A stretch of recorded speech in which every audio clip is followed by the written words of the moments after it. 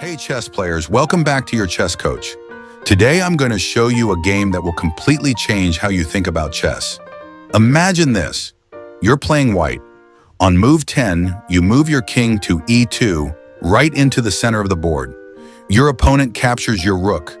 You're down a full rook. And yet, you're winning. In fact, you're not just winning. You're about to deliver one of the most beautiful checkmates in chess history. This is not a puzzle. This is not a trick.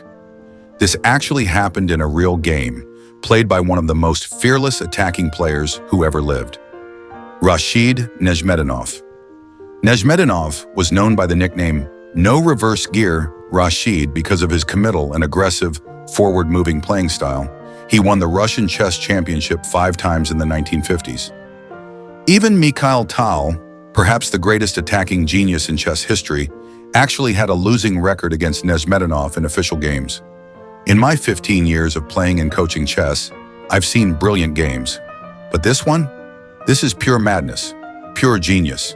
Let me show you why. The game starts with d4. Black responds with knight to f6. White plays c4, and black plays g6. This is the Grunfeld defense. Now the Grunfeld is a hyper-modern opening. Black is saying, go ahead, build your big pawn center. I'm going to attack it and tear it down. White continues with knight to c3, and black plays d5, immediately striking at the center. White captures c takes d5. Black recaptures knight takes d5, and white pushes e4, claiming the entire center with pawns. Black exchanges knight by taking on c3. White recaptures b takes c3, and black plays c5. This is all standard Grunfeld theory. Black is attacking white's center, trying to create imbalances. And now white plays the first aggressive move. Bishop to b5 check. Now actually, this is the worst move of this game, as per game review. This bishop check is forcing black to make a decision. Black can block with bishop to d7, knight to d7, or the move that was played in the game, knight to c6. White increases the pressure by playing d5. Now black plays queen to a5. Black is bringing the queen out early, attacking the bishop on b5 in the c3 pawn. This looks like active play, creating immediate threats, but white has seen much deeper. White plays queen to a4. Look at this move. The queen comes to a4 and suddenly there are 3 attackers. White is also offering a queen trade, but there's a trap hidden here. Black, seeing that a queen trade might be safe, considers queen takes a4, but that just loses the game after bishop takes a4, as black will simply lose the knight. So instead, black goes for what looks like a strong tactical blow. Queen takes c3 check. Black's queen captures the c3 pawn with a check.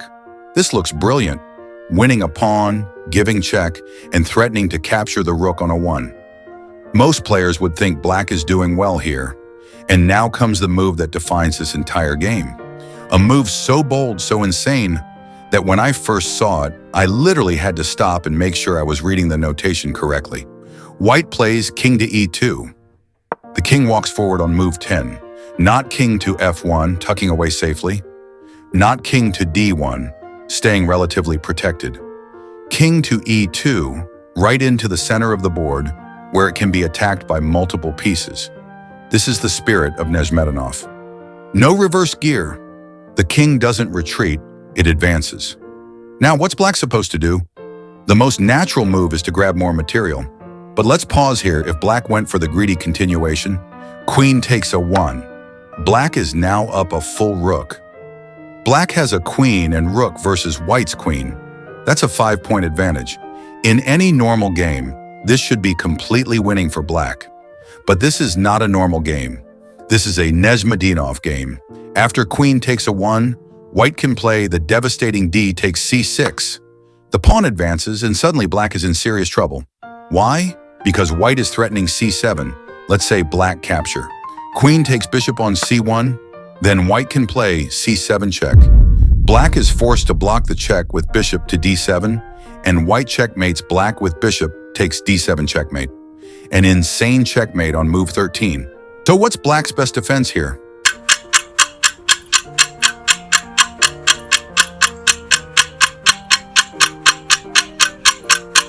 So in the game, black plays the logical move, bishop to d7. The bishop comes back to defend, stopping the c7 advance and protecting the king.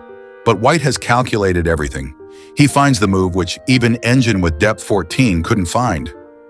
White plays the incredible pawn takes c6. After pawn takes c6, we're threatening to capture on d7. We're opening lines and black's king is getting exposed.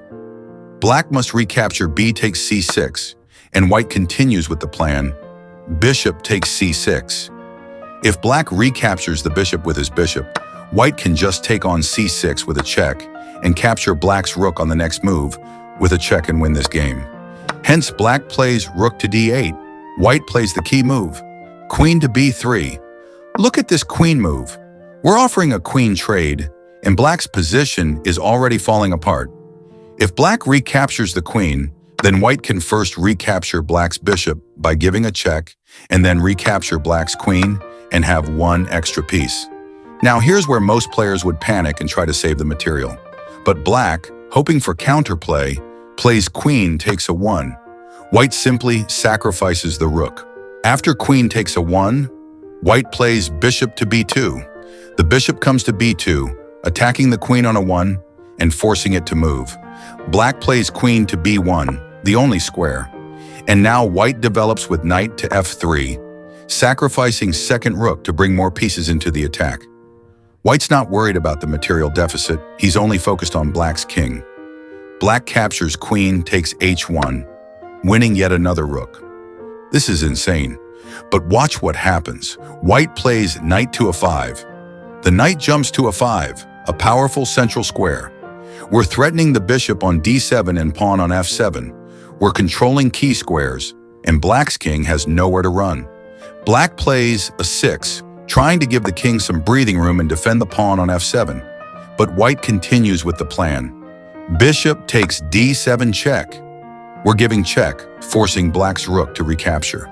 Black plays rook takes d7. What else can they do? And now comes the beginning of the end. White has already calculated a 9-move forced checkmate ahead. White plays queen to b8 check. Look at this position.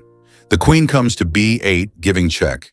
If black plays king to a7, then knight to c6 is a checkmate, as white's bishop is controlling the f6 square.